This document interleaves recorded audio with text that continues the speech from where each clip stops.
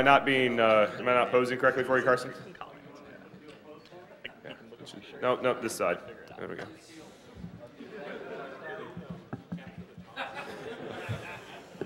Anyway, where's the horse head and the chicken head? Are they? Yeah. Wow. Things I don't like. I mean, I wake up and I check Twitter to see what happened the night before. Did anybody get shot or anything like that? And then I see the picture of the horse and the chicken fight in the lobby with the hotel security breaking it up. I'm like, oh, that's good. Good job, guys. Or gals. I don't know. I don't know who's really into that kind of thing. So some administrative stuff. Seriously, if you haven't seen that, you should check Twitter. It's a pretty epic, because there's 2 hotel security, and it's a nice photo. There's good bokeh in the back and everything. It's very well framed. It's just 2 people wearing livestock costumes fighting.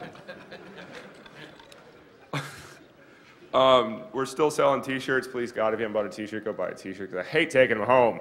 The $15 each, cash donation to EFF or Hackers for Charity. We'll be shutting that down here shortly, so please go do that. I think we also will be selling a few bags, things I also hate taking home. It turns out that we have a lot of previous year swags in like onesie twosie, like a box here, a box there, and after 9 years, I have a lot of boxes here and there of random stuff. So we're happy for you to take the historical documents home with you, and for me not to keep them. Please send in feedback. Go to the feedback website. Any way, shape, or form, we take your feedback. You can provide feedback on Twitter, and that's cool and all, but it's really a bitch to track. So please email it to us. We don't like having to dig through Twitter unnecessarily. And Ted's still selling DVDs. He's out here today. Please buy DVDs if you're interested. Keep Ted driving across the country for us and coming out here and filming us and giving all our stuff to us royalty-free and letting us post it on the intertubes. We'll be ripping his DVDs here at some point and getting it all posted online for you, too. Any other announcements I was supposed to make? Is there any of the ShmooCon staff here? Check. We're going to start. So here's the deal.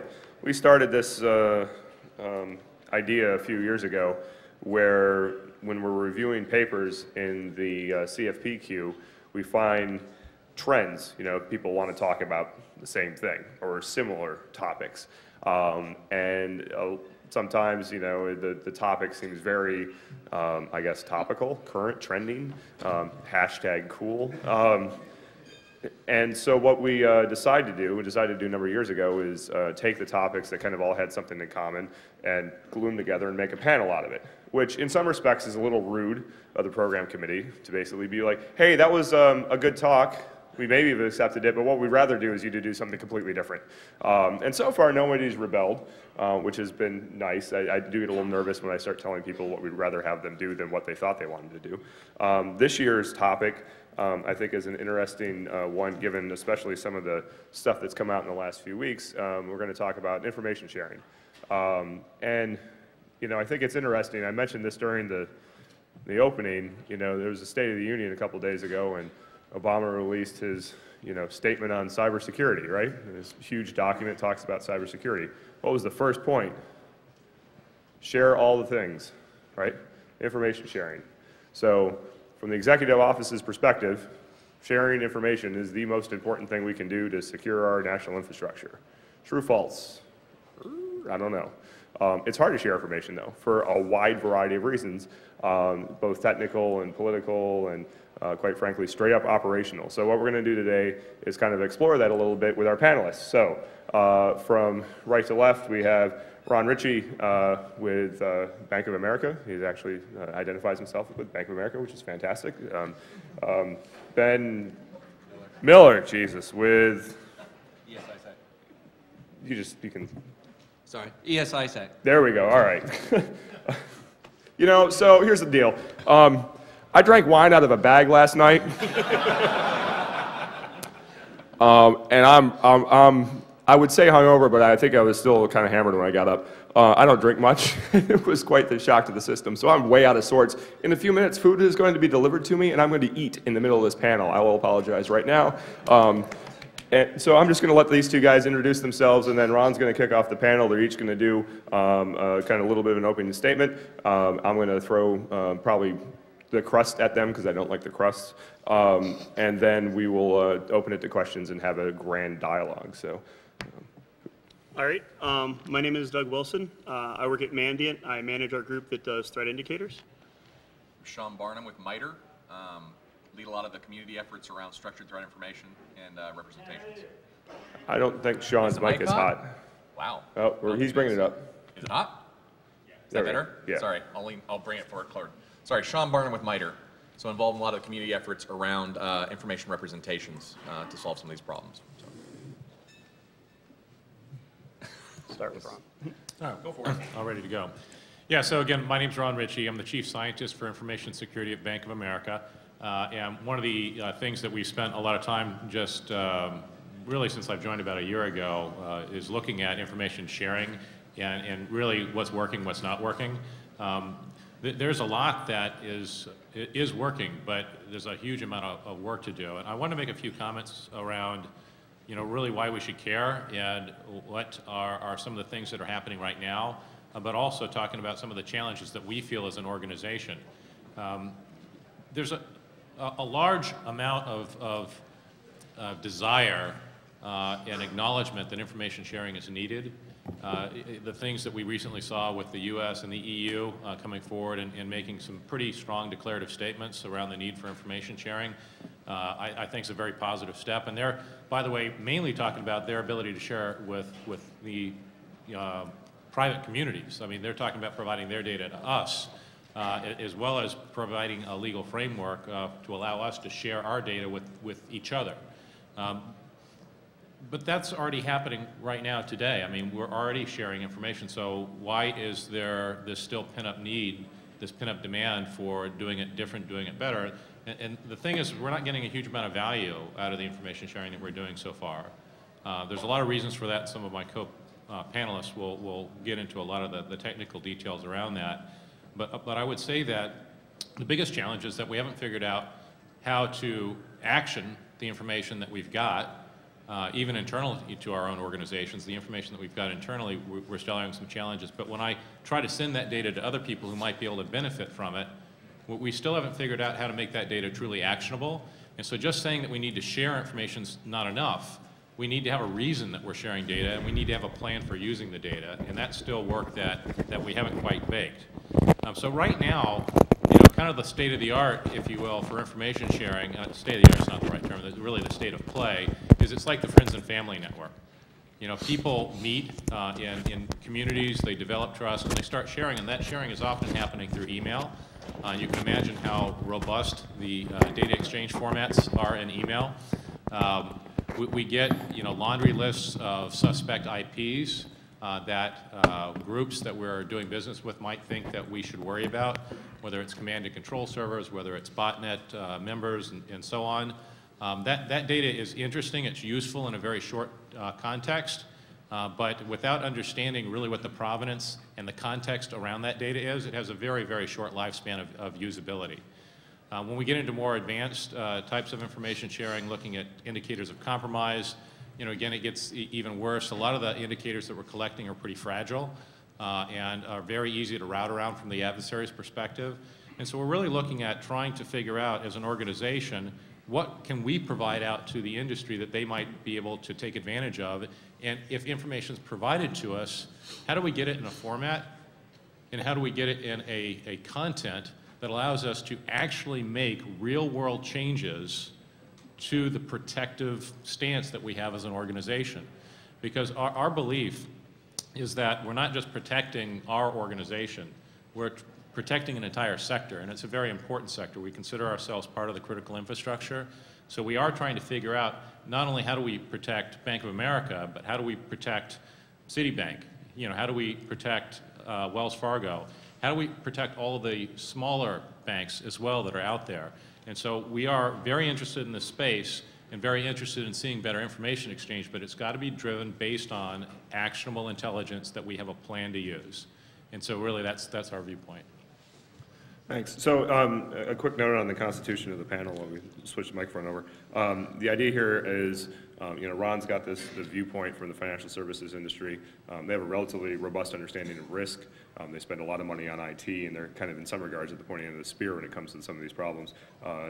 Ben, your background is more energy focused, the energy sector, critical infrastructure protection, but doesn't necessarily have kind of the same pointy IT capability, if you will. There's SCADA and other things floating around as they have a large trail that they have to deal with. But on the flip side, we understand the critical nature of the energy infrastructure. We have Doug, who, his organization deals with, threats and real attacks all the time, and they see this and they see the need to share. And then we've got Sean from MITRE, who's trying to wrap some structure as it sounds like Ron has indicated is needed. Now the challenge, and to everyone in the audience as you listen to the rest of the opening remarks, is we may have constructed an echo chamber on stage, right? I mean, these are all people who believe strongly, and this is something that's important, and here's the way to do it, and whatever. So be thinking critically as we go down the rows of the different viewpoints that each of these people bring to the table, and how to apply it or not apply it in your enterprise. So when we get to questions, hopefully we get some good things rolling. So. All right. So I'm Ben Miller. I work for the ES-ISAC. And does anyone know what an ISAC is?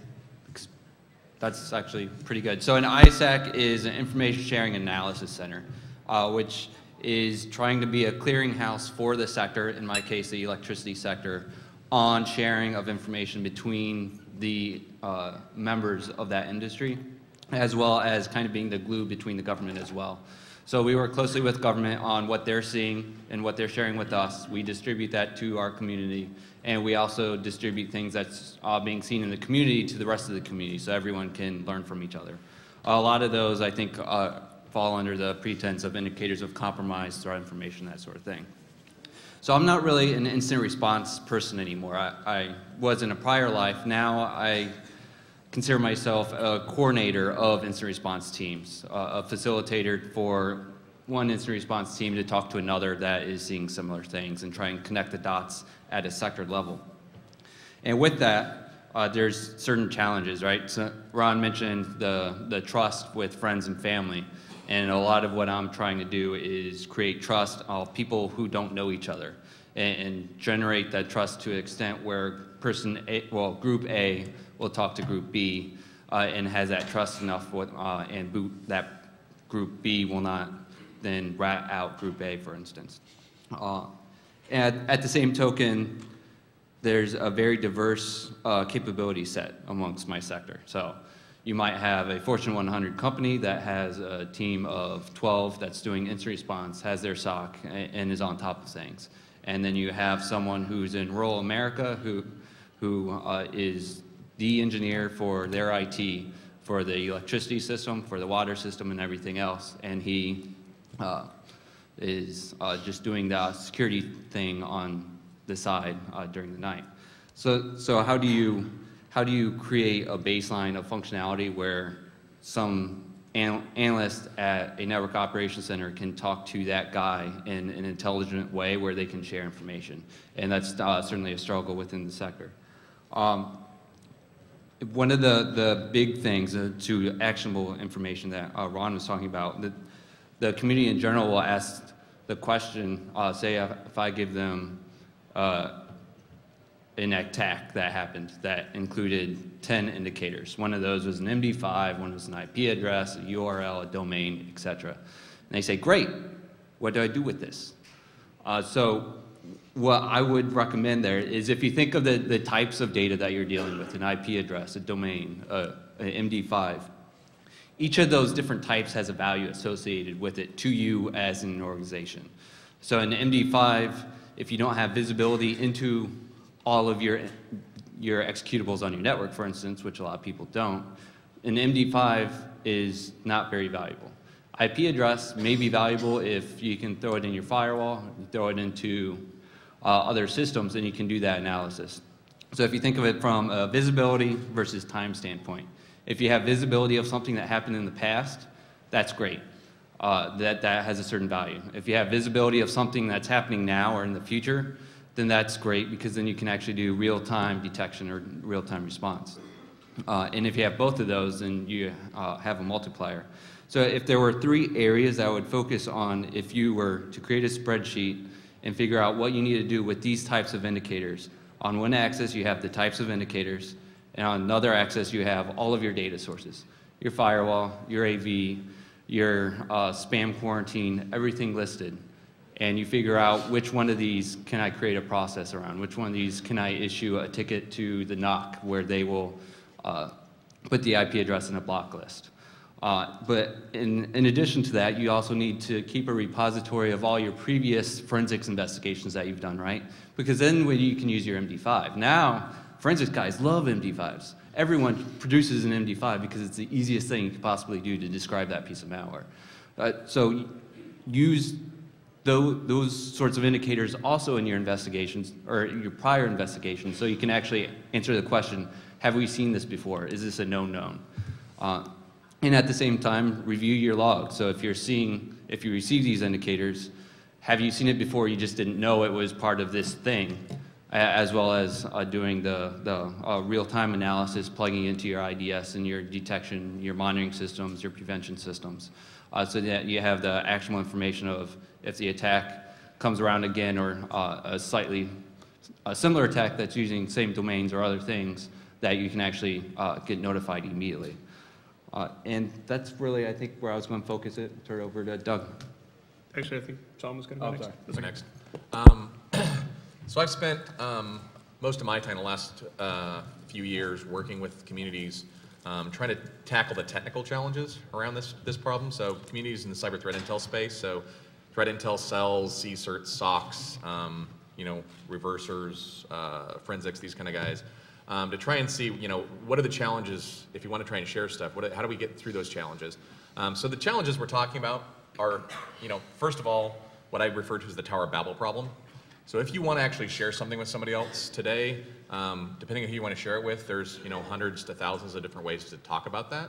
So within a given any organization represents this sort of stuff one way. Each tool is representing it one way. Sensors are representing a way. Even if you're working within an existing community, such as the ESISAC or the FSISAC and those kind of things, they each have their own way of talking about this.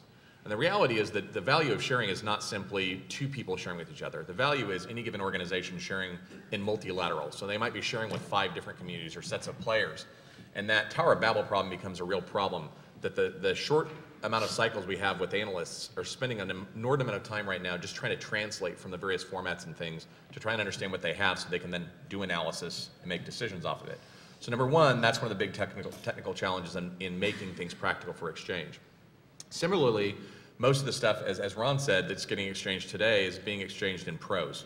This is an email going from player to player, or a portal, or in the worst case, all caps PDFs from certain organizations that generate stuff. That kind of stuff is even harder because now you can't really automate that. Some human has to think through it, read it, determine that it's important, and then pull stuff out they care about. So automation is one of the other challenges. And then also, one of the barriers that's a political barrier to some degree that's barring sharing being more effective is typically today, because everything's conflated together, if I want to share with you the things that are going to be useful to you, in many cases I have to share things that I don't want to share. I don't want to share with you the instance of how I was breached, what the details were. I don't want to show you my sources and methods. So how do we actually deconflate those things so that we can share the indicators that are going to be valuable for you, but also not share the things we don't want to? And then lastly is once you decide what you want to share and who you want to share it with, how do you actually exchange that back and forth? As Ron said, mail is not exactly a well-scalable approach to doing that. So how do you do that kind of stuff? So a lot of the work that's been going on in the community is focused on trying to overcome those technical challenges. So the community that I've been working with is a fairly broad set of players in commercial industry. So big companies, so some of the financial sector companies, the GEs, the USAAs, Visa, a lot of sharing communities. So the ISACs, Ben is with the ESISAC, but also FSISAC, ICSISAC, REN-ISAC, so education, industrial control, those kind of areas. A lot of vendors in this space that are looking to align their products together with other vendors, looking to provide better service to customers for doing some of the stuff. Government, a broad range of government players. So that's not only the traditional, when we talk about this stuff, people get worried about, ooh, industry sharing with government. Government needs to share with government in a consistent way to do things better. Imagine that. And then as the things you're seeing the last couple of weeks is they're wanting more stuff to flow on from the high level of classification, that the government has some unique capabilities and visibility in this stuff. And they need to be able to share more stuff with commercial players. How do we do that in a consistent way so that it's actually actionable for the commercial players? So this community, and then there's international players involved too, NATO, CERT-EU, a lot of those players. So the two efforts that are around this stuff that are going on specifically for this are STIX and TAXI. STIX stands for the Structured Threat Information Expression, and I'll be spending most of the remainder of my comments talking about that. And then TAXI. TAXI stands for the Trusted Automated Exchange of Indicator Information. Yes, I know, they're cheesy acronyms. Not yet. So TAXI is, I'll just do a very brief statement of TAXI. STIX is a language for talking about cyber threat information.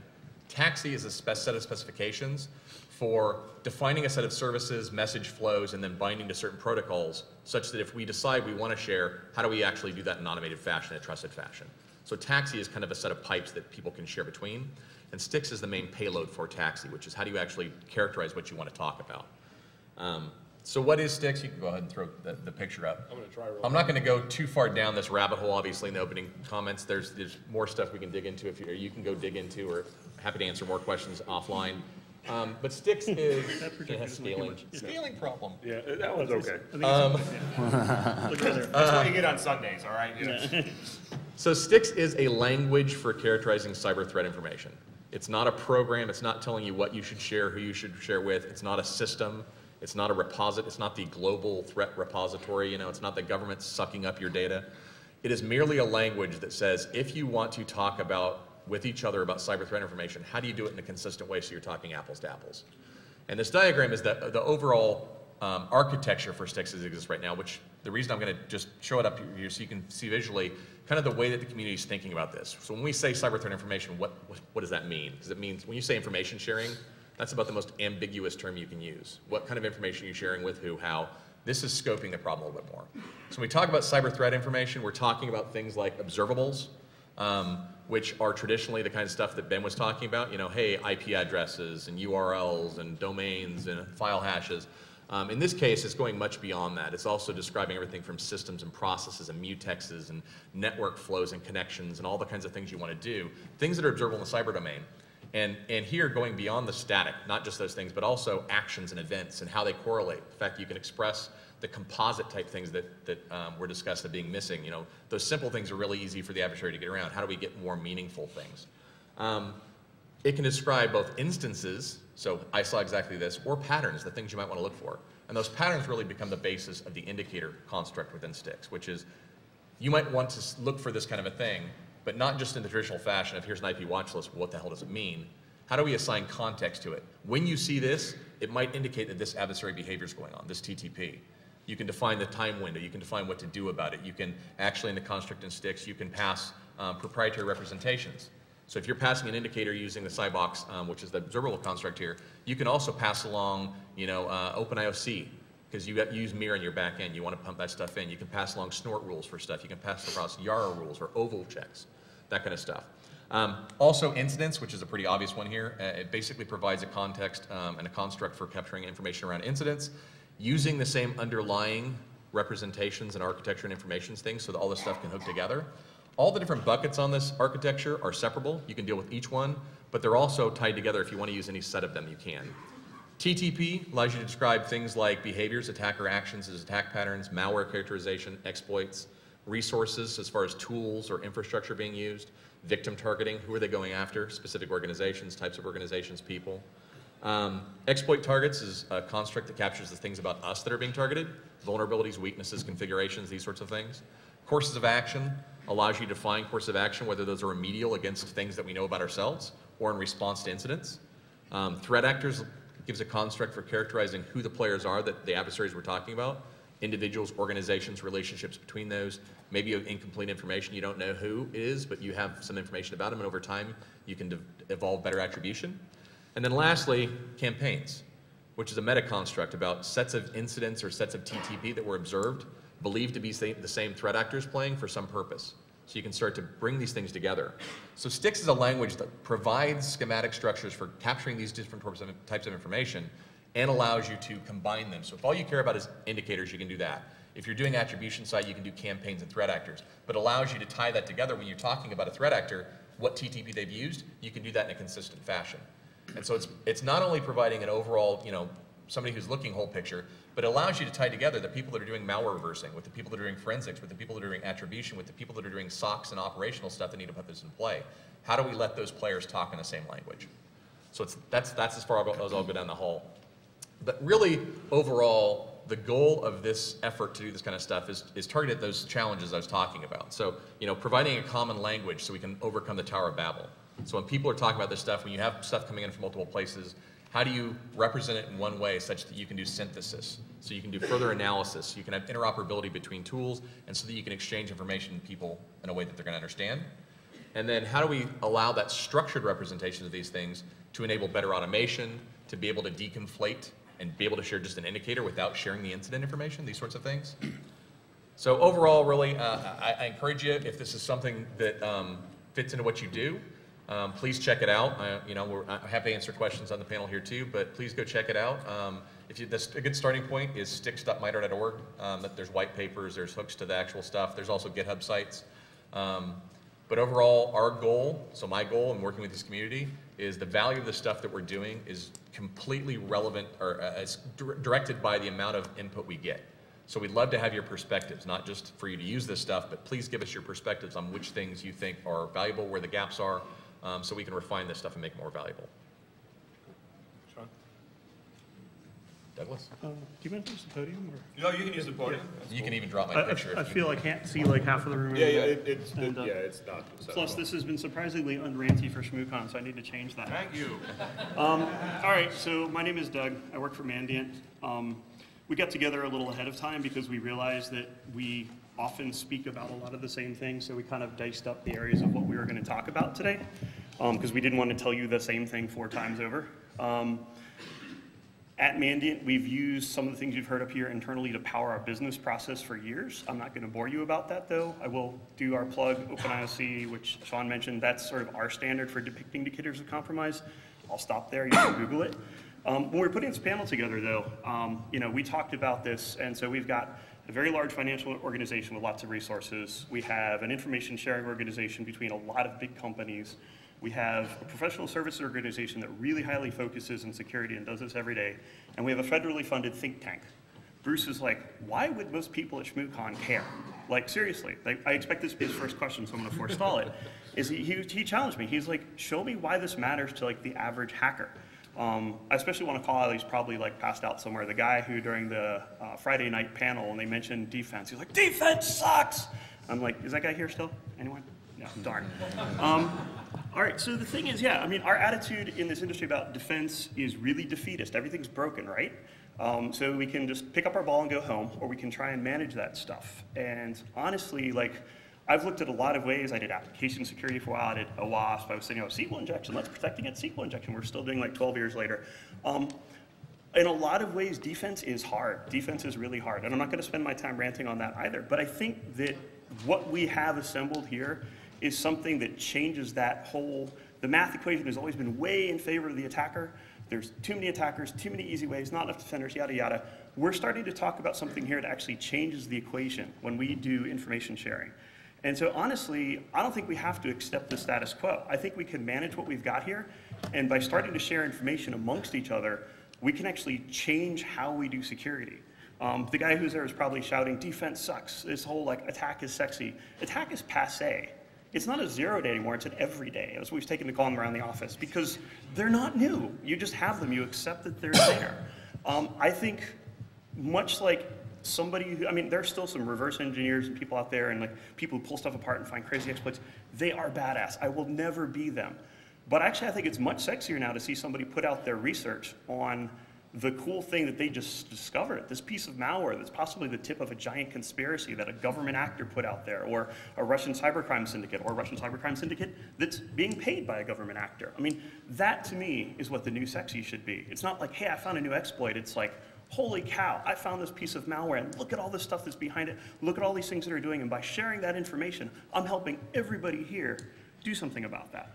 So, I think we sort of need to do 2 things in the more hacker community side of things.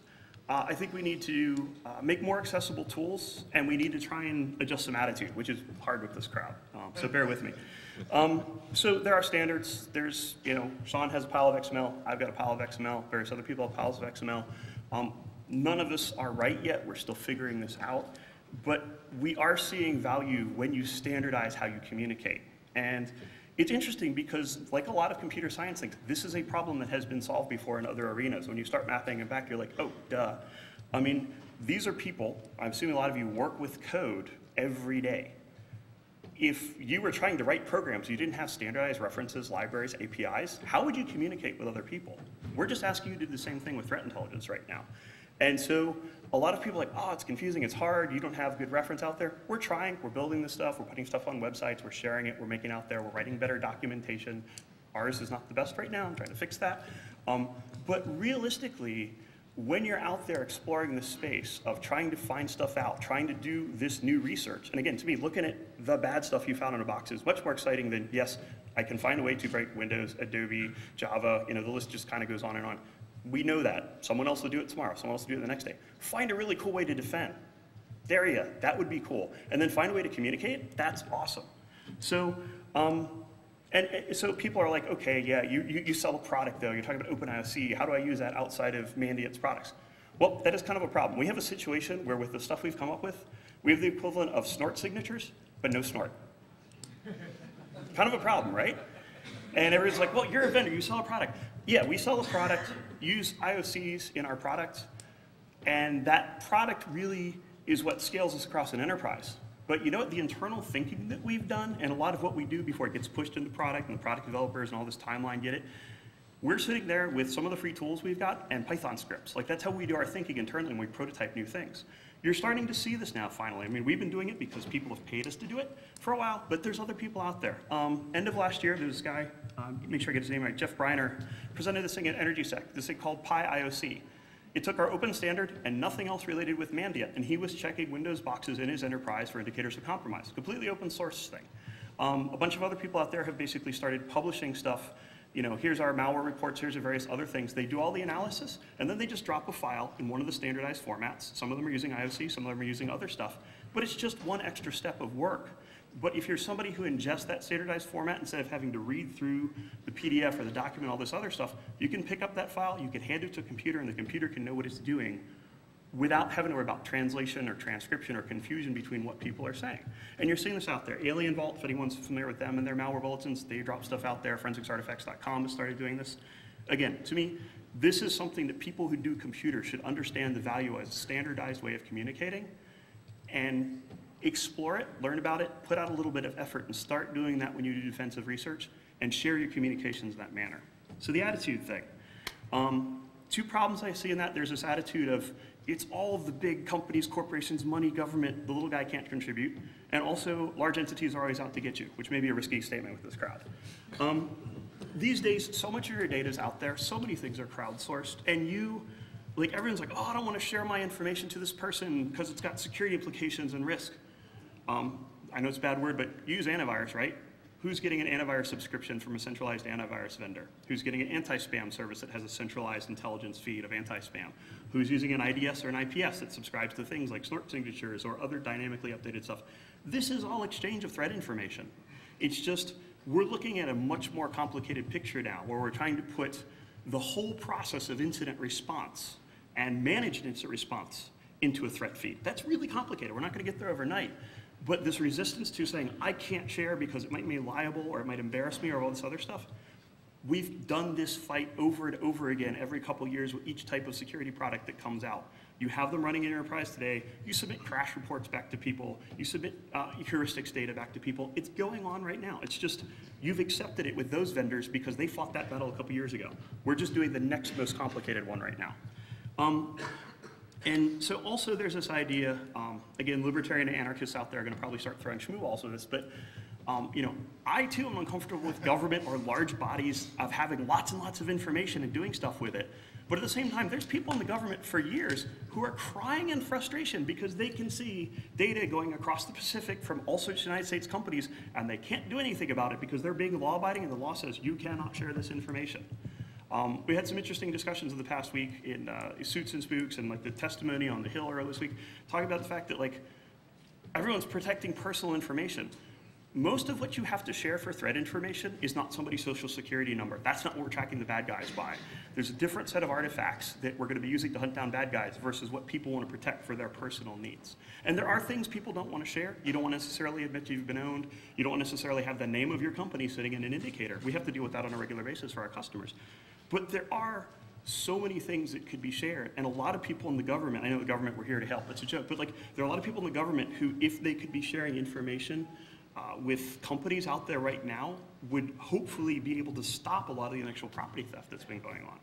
So we do have this new executive order. We have some other legislation up there. I know CISPA is a dirty word for a lot of people. I don't think CISPA is the right solution. I don't think it's really well written in a lot of ways. I'm also a big fan of making sure law is written properly because, yes, it can be fixed in the judicial system, but you don't want to be the one on the wrong side of the first couple times that law goes through court. And a lot of people in this community know that.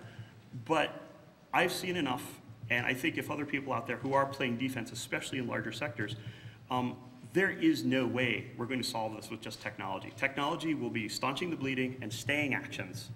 But to really solve a nation-state level actor coming at you with hundreds or thousands of employees that are just sitting on every day going, own you, TypeScript now, over and over again, there's no technology that's going to stop that. That has to be laws and sanctions and all this geopolitical stuff that we don't want to deal with. But realistically, we're just going to be churning over and over again. And so, in conclusion, in sharing this information and getting stuff out there, we're better educating everyone, and we need to extend it outside our community. With the whole SOPA and PIPA stuff, it was very funny seeing like people like, you know, love him or hate him, Dan Kaminsky was over talking to congressmen.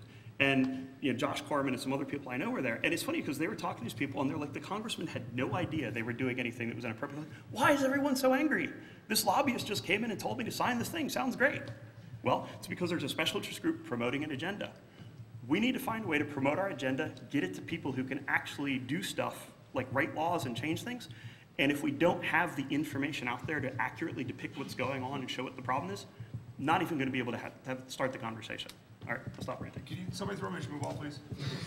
I didn't bring one, and I want to. Wait. I can't believe you didn't get beaned for saying some of that stuff. I've got one here. I'm still flinching, god damn. Here. You can move. There we go. Okay, solved that problem. All right, that was a lot to digest. Sorry. Man. No, it's sorry. Silly panelists for giving us something to think about. On a Sunday, yeah, exactly. Hungover day. So I'm gonna try to get the ball rolling here and see if I can get a fight to break out. I'm struck by we'll go to questions here in 2 seconds. We're gonna have somebody run around with a mic, correct, Todd? Todd's got a mic. So there's a gentleman there with a fancy vest, and he'll be the first person to ask a question. So I don't know if it's a fancy vest. It may not even be a vest. I'm having a hard time seeing. So it strikes me that there's some, in the IT space, there's a long history of protecting our networks. At the global level, the BGP route tables, the big providers, and the work that they've done to share threat information and keep BGP together in the face of, I guess, what kind of technology worked 30 years ago when it was designed, but certainly in the face of a dedicated adversary wouldn't be that great today. And they've responded operationally, right? We've got a lot of tools, got a lot of guys, but the trust model there is a very small group of people who know each other. They get together all the time. They recognize each other by, face. They probably, hang out at their houses, whatever. There's a lot of trust involved. And that's just to keep something whose the only purpose of a network provider is to provide the network, right? And so they're protecting their core products by doing that. When you look at other enterprises that have other missions that aren't just IT related, banks, energy sector, and that kind of thing, this stuff starts to come out of hide, right? It's a tax that you have to pay to participate in. There's way more actors. As you point out, you got people in Peoria, who are maintaining everything and plowing the roads. Right. And at the same time, you've got massive energy consortiums, and they're trying to somehow share information. So I guess, what's the path to go from something that like, Nanog and some of these, informal network sharing things where there's a lot of trust and we're willing to share, just setting standards and saying, hey, there's a structured way to give away the keys to your kingdom. a cynical way to look at it, but I mean, that's how a lot of people are going to view it, especially at an executive level. You get people who might buy into this wholeheartedly, and some people would be staunchly against it. What's the value proposition for sharing information, especially given the speed at which these attacks happen, and that some of this information is a trailing indicator of an attack, vice actually making a more defensible network? And I know you'll argue with that, but really, why would I even want to share information? Does it really make me more secure, or is it just spending money? I mean, the point's already been made, but I'll hammer it here for a second. It's about the economics of attack. Right now, we are in a world where they get to hurt us repeatedly across our sector, and we just take it. And if there's a way for us to figure out how to get hurt on one side and then fix the rest of it before it can hurt us again, that's a smarter way of doing business. I mean, we do it in all sorts of other pursuits. I mean, in the health arena, you know, if we have a West Nile outbreak, it's not like the community just goes, oh, well, that sucks for us. They talk amongst, and then actions get taken. You can actually manage crises if you know in advance that it's coming. And so that's the motivator. So the question is, how do we get there? And I think we get there by starting with some very, very specific use cases, and we set ground rules that allow us to understand under what conditions we will share and how far that information is going to get out. Because we also have to care about the information that we are pushing out. I'm not going to share information if I think the organizations that I'm sharing with are going to do bad things with that information to me. So I need to have a certain amount of faith that they are going to have a certain amount of rules that they will enforce amongst themselves when I give them my data. And by the same token, if I take their data, I have a responsibility as well, because I'm not going to be liable for data that I give out to the community to help the community. But at the same time, you know, we need to understand what the value of that information is as it flows out and across that infrastructure. But the core of it is if we can't figure out how to do this, we're never going to change the economic curve. And right now, the curve is not in our favor. Briefly add, so really our ability to take action is defined by our scope of situational awareness, where we can see. And if, no matter who you are, no matter what size of organization, you know, the NSA only has a certain boundary of scope of what they can see. So to use a really cheesy analogy, when you think about the weather forecast you look at night, or when you look at the map and you're from the DC area and you see, oh, look, this is the temperature in Columbia, and this is the temperature in Leesburg, and this is the temperature in Springfield and Richmond or whatever. That stuff doesn't come from space. That's basically individual weather stations located all around the place. And if you have one of those at your house, you might know what the temperature is, the barometric pressure at your house. But if you want to actually have an idea that there's a storm coming at you, you need to have all those things sharing together. And it's a cheesy analogy, but that's the same thing with cyber, right? Our goal would be for... I said cyber. Damn. First one. Our goal there is that my detection becomes your prevention. So hey, something got hit with me. Can I share that so that before it ever even gets to you, can you do something about it? And the only way you can do that is to look beyond the horizon, to be able to see what other people are seeing. Because your scope, no matter how big, especially for the small guys don't have the capabilities to even look beyond their front door, let alone their yard. So you have to have that sharing to be able to see what's coming, to see what's out there, to be able to understand and actually take some actions. You know, thinking about the kill chain, you know, if all we do is think about things after the exploits happen, you're always cleaning up messes. Your only ability to get pre-exploit in the kill chain is if you're actually sharing information of what's been seen before. Because you only see it in your own places when it's happened. But if somebody else sees it and then they share it to you, you can actually do something before it happens to you. So, and I have a question counter back to Bruce. Sure. You say we're giving away the keys of the kingdom. How is information about threat actors keys of the kingdom? Our intellectual property is the keys of the kingdom. People are taking that and walking off with that on a regular basis. I mean, if I'm sharing something about a new piece of malware, that might be intellectual property to a company that does intelligence work, but outside of that, that's something that everybody else is going to be able to use for their defense. I mean, I understand there's the worry about liability admitting that you got breached, but that's a fight we've been having for a while and we're kind of losing anyways. I don't see how it's quote unquote the keys to the kingdom, or even honestly something that's directly related toward most people's mission of how they make money, to be able to give some information about how somebody just took a chunk out of their side. And I'm not going to respond because I'm going to go to a question. Okay. Nice deflection. Thank you. So I can speak to that question and also to your flu outbreak question. Threat intelligence is a competitive advantage and intellectual property for certain companies. Some of them have been around for a while, some of them are just coming up right now. And it's to their advantage to hold on to that information and then sell it out to a variety of consumers. Work with an ISAC, they don't sell it. I understand that. And I work for a Big Four consulting firm, and I'm struggling with this internally, and I'm actually sharing with people sort of informally, and I may go home and not have a job because I just said that. But CrowdStrike, iSight Partners, things like that, that intel is a competitive advantage for them. They want to sell that information to their consumers. How do we deal with that? So just so you know, that the ones you just named are part of the community. I understand, and I'm partnering with them, and they've seen me talking up in the community. Well, so here's the thing. I mean, I work for a vendor you could possibly lump in that thing. I mean, we do things in a slightly different manner. And I mean, the thing is, there is a productization of you not having the resources to completely address a problem. Are you going to roll your own antivirus solution 10 years ago? Were you going to write the engine that's going to monitor the operating system? Or are you going to buy a commodity product? Realistically, you're going to see commodity. I mean, RSA this year is going to be 25 different threat intel companies saying, look, we have a new thing. It will solve this year's version of the APTs. But the thing is, like, ultimately, it has to be commoditized to be spread out there.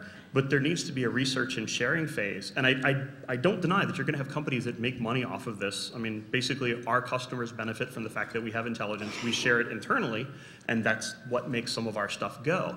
But at the same time, just because there are companies making money off of it doesn't mean that you don't want to help your neighbor put their house out because it's on fire. And most of the sharing that's going on is specific trusted groups like ISACs, which are industry specific. You have something in common. You have some reason to protect this. Because, yeah, there is a profit motive for some companies. There's definitely going to be business. But you know what? Those companies make money off of that. Not going to run out of customers anytime soon. And the challenge which we have faced right now, it's the first time, I think, in a long time since like a world war, the United States is going, holy crap, this is actually bigger than capitalist competition. Because you know what? If you have 3 companies in the US competing in a market space, and they all lose to somebody who's not in the United States, guess what? They all lost. And people are starting to have that light bulb go on. So it's small, but that's why we're doing things like this and jumping up and down in our seats, at least I am, is because we're trying to make people aware of the scope of this. And even the people who definitely make money off this on a regular basis, most of them, at least we do, can see some altruism. This is why we open sourced our way of depicting this information. This is why we go out and talk about it. Yeah, we make money off of what we do. Part of that is intelligence-based, but we also try and drive the community forward.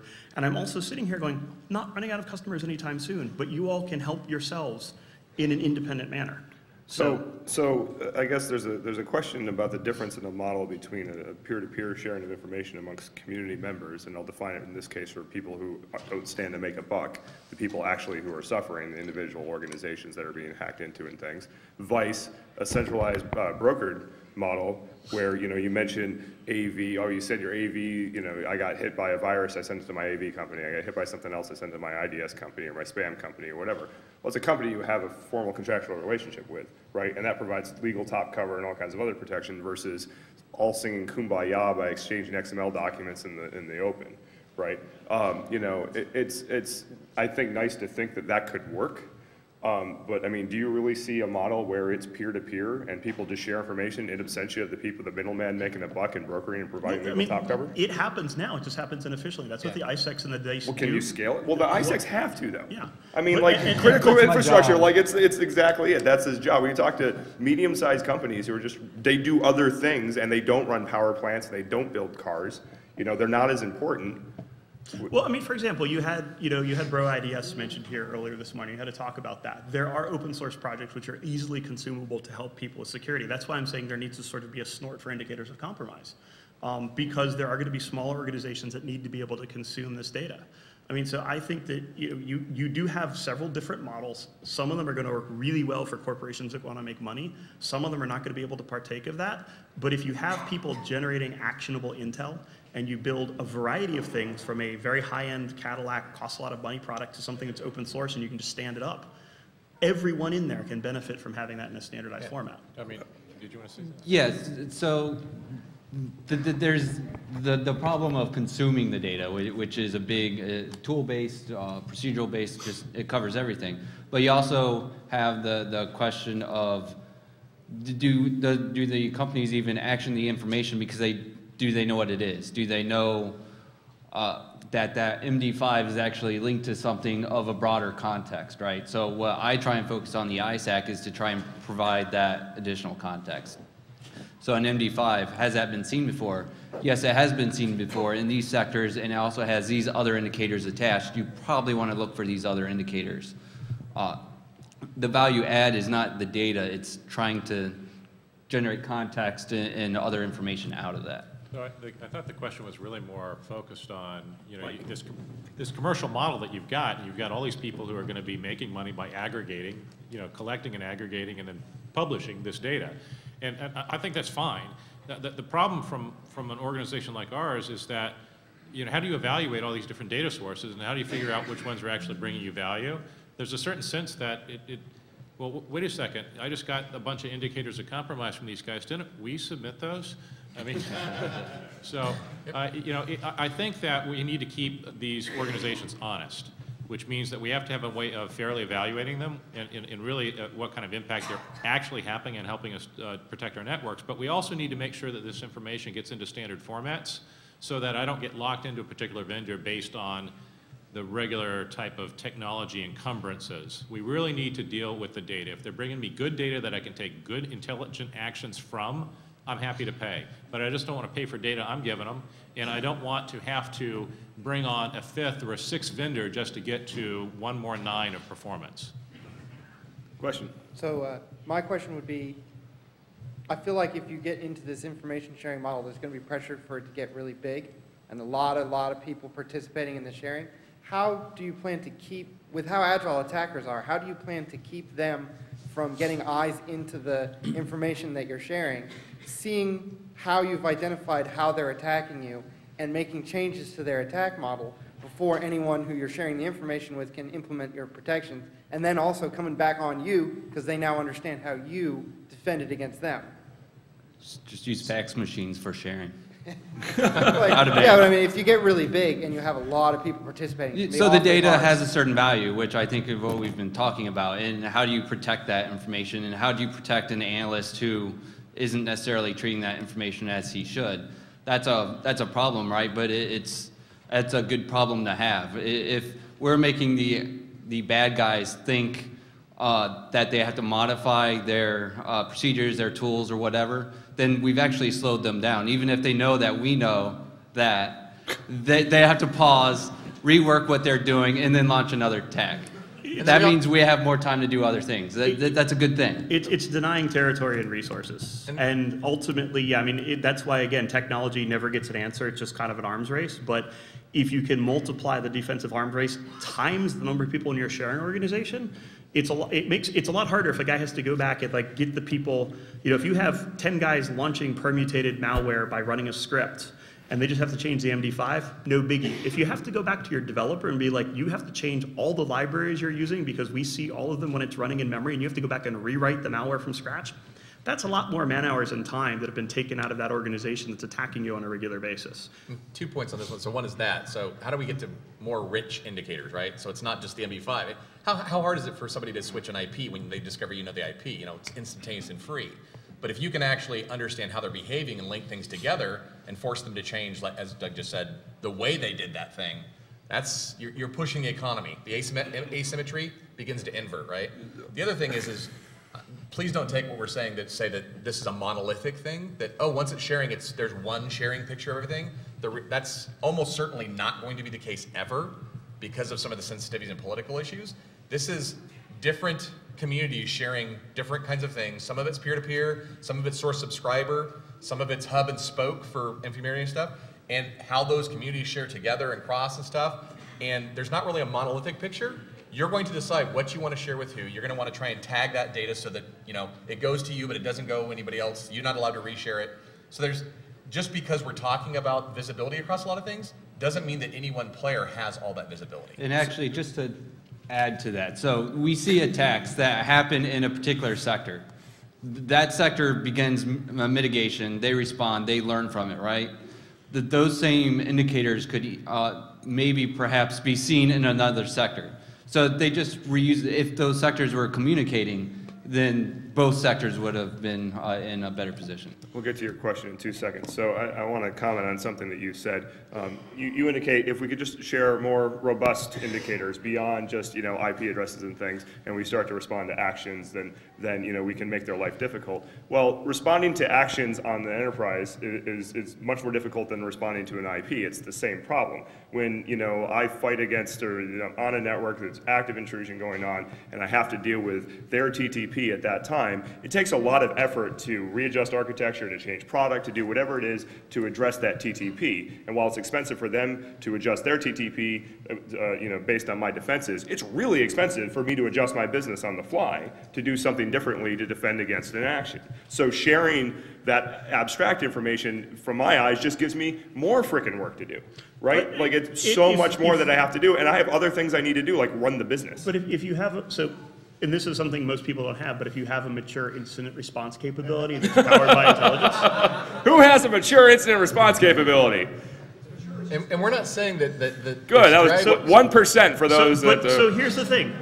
We're not there yet, but you could go back to when spam was destroying everybody's internet years ago, and you're like, oh, this is a horrible problem, we'll never be able to solve it. We're several years out from somebody having incident responder in a box. Eventually someone will have it 5 years from now, and we'll be on to whatever the next problem is. This is the ugly sausage-making start. Incident responder in a box. This is the ugly sausage-making start now that we're at. I think that's called the department in slave labor. I don't think that that's a solvable, automatable. I'll check back with you in 5 years. Excellent. So the other thing, I want to see the product. It's forcing us to change our defensive perspective. The stuff's going on today, right? It's just a matter of whether you know what's going on. And so when we're talking about more robust indicators, we're saying visibility of seeing those things that are going on to force them to change stuff. That's not increasing anything of what's actually happening necessarily. It's just increasing our ability to do something about it. Fair enough. Right? Results drive investment. And if you have better data that people can use to create better programs, that's going to drive investment in better, SOCs. It's better incident response. If you don't have that data, it's really hard to make the case to increase those teams. That's fair. All right, question. I think one of the things that we're conflating here, though, is the idea of data, information, and intelligence, which are three separate layers of the same problem. We have more data than we know what to do with. Finding information from that is hard. And then taking it to the steps that you at MITRE are working on and actually providing intelligence. How does this apply to my network? And that's not something that we can just take and give to people. They actually have to have the time, the energy, the mature organization to be able to apply that. And I think we're, again, at least 5 years. And so that's one of the things I want to go back to the community on, because you know what? We have a lot of people who've solved a lot of big data problems. This is, again, one of those things where, we can't have a true incident responder in a box. There always needs to be a human making some of the decisions, because they're still, no, there is. Like, let me finish. But here's what you can do is, in many cases, if you look like what we've done to innovate computer science to have humans empowered, is we have a mess that humans do all the manual work. And then over time, we figure out ways to automate all the BS and all the repeatable things up until the point that the specialized human can actually do their job at a practical level. We just need to apply a lot of the other computer science to this intelligence thing. We have huge amounts of data. I mean, that's one of the problems that a lot of government agencies have, is they've gotten all of this SIGINT, they've got huge amounts of data, and they're now trying to figure out what to do with it. What are they doing? They're investing in the same large data analytics that Amazon and various other people are doing. They're looking at Hadoop, and they're looking at all these other technologies that look at really massive stuff and figure out how to make things out of it. So instead of sitting there going, look, I found another way to bust an Adobe product, start taking some of your hacker know-how and going towards here's a whole pile of intelligence data. How could I make this useful to people and so they can consume it? And ultimately, what you will do, so right now, we have a problem that a lot of the products out there, they take people who have IR and they empower them. We don't have a lot of products out there that help people who don't do security learn how to do security. That's what I mean by IR in a box. And ultimately, you will still need people. But right now, if you're small organization, you need to hire 5 IR personnel. They're if 5 years from now you're like, hey, small organization, your sysadmin needs to attend 2 days of training to learn how to use this product, and you'll have this new capability, they're like, yeah, sold, sign up, $50,000, sure, take it. We're at the beginning of trying to get there. So that problem is definitely I think you need to add another digit to the number of years. The more we can apply automation, the closer we get. Right. Because you can move from data information with automated heuristics, and then let the people focus on the intel part. So we're going to take this. Are you ready for this to be the last question, sir? This is one of those home run kind of not to put pressure on you, but this is what people are going to remember this entire panel based on your question. Awesome. I'm Gary. My question has to do with assisting the attackers. If you put all your threat information together, it seems like this it would help all the people trying to defend their networks, but also helps all the people who are trying to break into them know how to avoid your detection. So I'm wondering if you guys have ideas about how to mitigate that threat. So it's, the problem with VirusTotal, right? I mean, and this is just now we're talking about much more abstract concept of VirusTotal. It's, you've got your little discrete indicators, observables in VirusTotal space, and we think adversaries use VirusTotal to check their stuff or similar products. Yeah, it's pretty straightforward. So again, when you codify all this and people get compromised, this is what I was kind of referring to, keys to the kingdom. It's not that the keys to the kingdom of how to build a better car. It's the fact that you lay bare, here's what I am able to consume and produce. Yeah, but you don't necessarily lay all of it bare. I mean, that's the thing, is like there's going to be different tiers of intelligence. Anyone who has a really good intelligence mining capability is always going to keep their best stuff close hold. My data set is not public, by the way. Then there is a... Well, to the general public. That's why the amps are working right now. There is a range that sector goes from what you have close in to what is generally publicly available that is still useful that you'll part with. But nobody's ever going to share their closest secrets. The trick is figuring out what in the middle you can either share or use or sell or give out to people.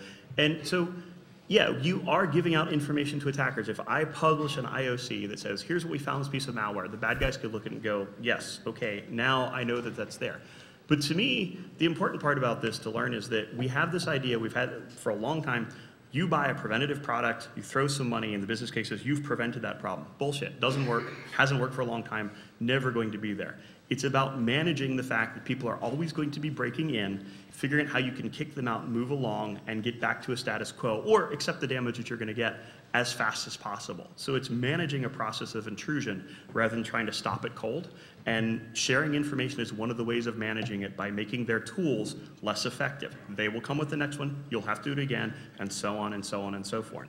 But it's much better to accept that's a managed process and do it and build it into your business than think I can spend $100,000 on an appliance and poof, the APTs is gone. I think that is a good place to stop. So thank you very much, panelists. Appreciate your time.